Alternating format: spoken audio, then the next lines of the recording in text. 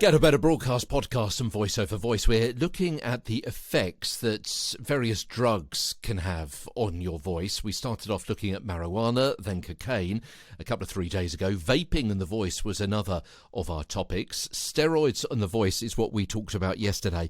And today we're talking about the effect that alcohol has on your voice. Now, this is something, unlike the others, that very often does actually occur in various blogs and forums and podcasts and newsletters and so on. From voice trainers and voice coaches. But it's worth reiterating again. Tomorrow, incidentally, we're going to be talking about another related issue, which is going to be HPV and the voice. Yeah, the HPV, the virus, how that affects your voice. And also linking in with that, day later, we're going to be talking about vomiting and the voice. Yeah, all sorts of things. Not necessarily terribly nice topics, but ones which are well worth talking about so you know what it is you're getting into. It's all part of my mission to explain and to help you get a better broadcast, podcast and voice over voice. I'm Peter Stewart, so let's launch headlong into today's topic of alcohol and the voice.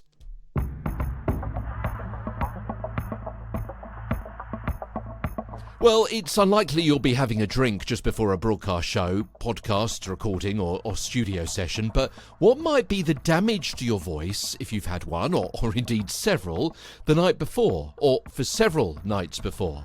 This is where we're going to be talking about just that. Alcohol can contribute to dehydration of your whole body. Drier vocal folds don't vibrate properly, contracting your range and making you sound strained. I mean, you know this already, right? Because after a session, you feel thirsty and you really want to drink water. Alcohol can make you produce more mucus, reducing the flexibility of your folds and needing you to clear your throat a little bit more as well. Alcohol can make you lose your judgment about how much you're using your voice. Think about a pub karaoke or singing loudly on the way home with your mates. And of course, if you're using your voice more, that can lead to damage. Alcohol can be sold in places like bars and clubs, which are noisy, causing you to raise your voice. Alcohol can have an anaesthetic effect that causes you to push your vocal folds harder to get a normal sensation when talking. Alcohol can promote acid reflux and vomiting, especially if you've drunk too much. Alcohol can interfere with your sleep, and a rested voice is a better voice, right? Alcohol can make you more relaxed, decreasing your heartbeat and so reducing your breath support. Alcohol can lead to a hangover and brain fog and lack of coordination and clear thinking, slurred words, unable to read a script or operate a studio desk. Alcohol can cause cancer, mouth cancer.